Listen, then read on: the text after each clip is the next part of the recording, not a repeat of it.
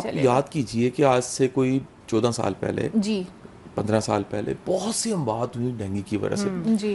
Dengue اس سے پہلے کہاں تھا؟ کیا ڈینگی دنیا کے کئی ممالک میں جا چکا تھا, پھر پاکستان آیا, اور کیا یہ موو کرتا ہے ایک ملک سے دوسرے ملک, یا دنیا کے تمام ممالک میں ڈینگی پایا جاتا ہے؟ اچھا سر دیکھیں, جہاں پہ مچھر ہوں گے وہاں پہ مچھر سے ریلیٹڈ بیماریاں ہوں گی. فار ایگزامپل اگر پاکستان میں مچھر جو ہیں وہ زیادہ ہیں کسی ایک ٹائم آف دا ایئر پہ, اس ٹائم پہ آپ کو ڈینگی اور ملیریا دیکھنے میں ملے گا.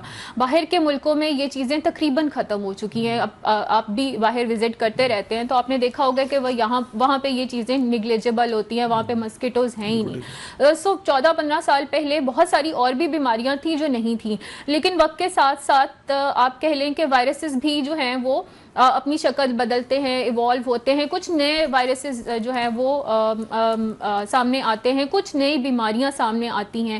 تو وہ جب ڈینگی ان دنوں سامنے آیا تو لوگوں کے لیے وہ ایک شوق کا فیز تھا, کیونکہ ایٹ ٹائمز لوگ فیور کو ایسے ہی جانے دے رہے تھے اور اس کو پراپر ٹریٹمنٹ نہیں لے رہے تھے. اگر وہ اس ٹائم پہ بھی کچھ ایک پرٹیکولر گروپ آف پیپل ہے جنہوں نے زیادہ نقصان اٹھایا, وہ ٹائم سے ڈاکٹر کے پاس جاتے تو وہ ایزیلی ڈائگنوز ہو جانا تھا. بالکل صحیح, ایسے ہی ہے. اور جہاں تک مجھے یاد ہے یہ بڑے آرام سے سنگاپور یا تھائی لینڈ کے ٹائرز میں, کراچی میں اس کا جو لاوا ہے وہ فرسٹ ٹائم پایا گیا تھا, اور اس کے بعد ان ممالک میں یہ ختم ہو گیا ہے. جس طرح سے ہمارے ملک میں کووڈ آیا, جس طرح سے اور بھی بہت سے انہوں نے قابو پا لیا. انہوں نے جی بالکل, جب دوسرے ملکوں سے فلائٹس آ رہی ہوتی ہیں ان کے ٹائرز میں یا اس فلائٹس کے اندر اس طرح کے کچھ فیکٹرز ہو سکتے ہیں. بیکاز دیٹ واز دا مین اس وقت یہ تھا, اور پنجاب گورنمنٹ نے تب بھی بڑا اچھا کام کیا تھا, اور ڈینگی وارڈز بنی, کیونکہ بڑا کوئی ڈینگی فورس بن گئی, مجھے یاد ہے ڈینگی فورس بن گئی تھی, اور اس میں بھی ہائیجین کا ایک بڑا امپورٹنٹ رول تھا کہ جہاں پہ پانی کھڑا رہے گا وہاں پہ یہ مچھر, کیونکہ اس مچھر کی عمر ہی بہت کم ہے, یہ ایک دن میں 21 گھنٹے 48 گھنٹے اتنے ٹائم میں ڈینگی جو ہے اس کی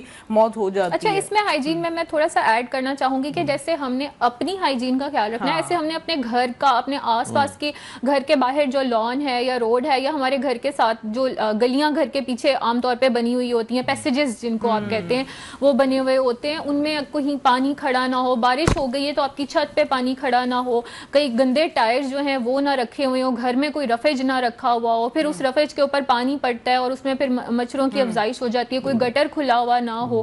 سو یہ سارے فیکٹرز ہیں جن کو ہمیں دیکھنے کی ضرورت ہے تاکہ مچھروں کی افزائش آپ کے گھر کے اندر نہ. اگین میں یہ نہیں کہہ رہی کہ ان ساری چیزوں سے آپ 100% کیور کر سکتے ہیں, یا سوری پریونٹ کر سکتے ہیں, میں پریونشن کی بات کر رہی ہوں, کیور تو ابھی بعد میں, لیکن اسے ہم 100% پریونٹ نہیں کر سکتے. اس میں پھر مزید پریونشن کے لیے کیا چاہیے ہمیں, اس میں مزید پریونشن کے لیے ہمیں مسکیٹو نیٹس استعمال کرنے چاہیے, اسپیشلی چھوٹے بچوں کے لیے امپورٹنٹ, زیادہ ویری امپورٹنٹ کہ آپ اسے بچاؤ.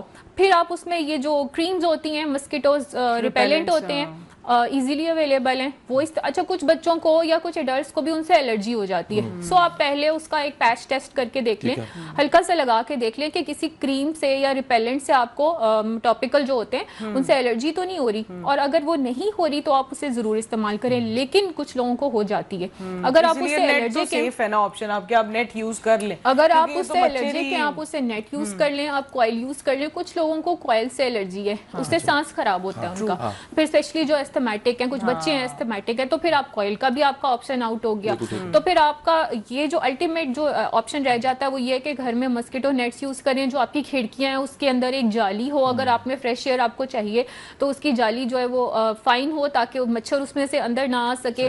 پھر مغرب کے ٹائم کوشش کریں کہ کھڑکیاں نہ کھولیں, جس ٹائم پہ مچھر زیادہ اندر آتے ہیں اس ٹائم پہ آپ بہت زیادہ دروازے اور کھڑکیاں مت کھولیں. So we need to have a lot of measures کہ ہم ان سے اپنے بچوں کو, اپنے پیاروں کو پروٹیکٹ کر سکیں. پریکاشنری میئر سے ڈیفینیٹلی ڈینگی جیسی بیماریاں جو ہے وہ کنٹرول ہو سکتی ہے. صاف پانی کا ایک مچھر تھا ڈینگی اور ایڈیپیز, اب جو ہے وہ ہر مچھر سے, کیونکہ ویریئنٹ آ گئے ہیں, جس طرح کووڈ کے بڑے ویریئنٹ آ گئے ہیں, اس ویریئنٹ کی وجہ سے ہمیں ہر طرح کے مچھر سے بچنا پڑے گا. اچھا, ایک اور بڑا کہہ لیجیے کامن سینس بیس کویشچن آ جاتا ہے کہ اس کی ٹریٹمنٹ باقی جو بخار ہوتے ہیں ان سے مختلف ہے, جو میری انفارمیشن ہے اس میں اینٹی بایوٹکس دی جاتی ہیں, اس میں اینٹی بایوٹک نہیں دی جاتی, جسٹ آپ نے پیناڈول سے یا کوئی بھی ایسی گولی جس سے بخار مینج کر کے آپ نے لے کے چلنا ہوتا ہے, یا پھر بعد میں ڈرپ لگا دی جاتی ہے تاکہ اگر باڈی کے کسی پارٹ سے پانی ریلیز ہو رہا ہے تو وہ واٹر لیول ٹھیک ہو جائے. یہ جو ڈفرنس ہے یہ کیسے پتہ لگتا ہے؟ ٹیسٹ سے پتہ لگ جاتا ہے یا کوئی ویسے بھی سائنز ہوتے ہیں؟ سر اس میں یہ ہے کہ جب بھی ہمارے پاس کوئی پیشنٹ پریزنٹ کرے گا یا کسی بھی ڈاکٹر کے پاس, کسی میڈیکل اسپیشلسٹ کے پاس کوئی جائے گا پیشنٹ, تو سب سے پہلے اس کے ٹیسٹ کرائے جاتے ہیں. تو ڈینگی کی ڈائگنوسس کے لیے بھی کچھ پرٹیکولر ٹیسٹ ہیں, مختلف اینٹیجن ہیں, اینٹی باڈیز ہیں جن کے ٹیسٹ کرائے جاتے ہیں اسپیسیفکلی ڈینگی کو رول آؤٹ کرنے کے لیے. اگر وہ پازیٹیو, وہ پرٹیکولر ٹیسٹ پازیٹیو نکل آتے ہیں تو پھر پیشنٹ کو ڈینگی کی لائنز پہ ہی ٹریٹ کیا جاتا ہے.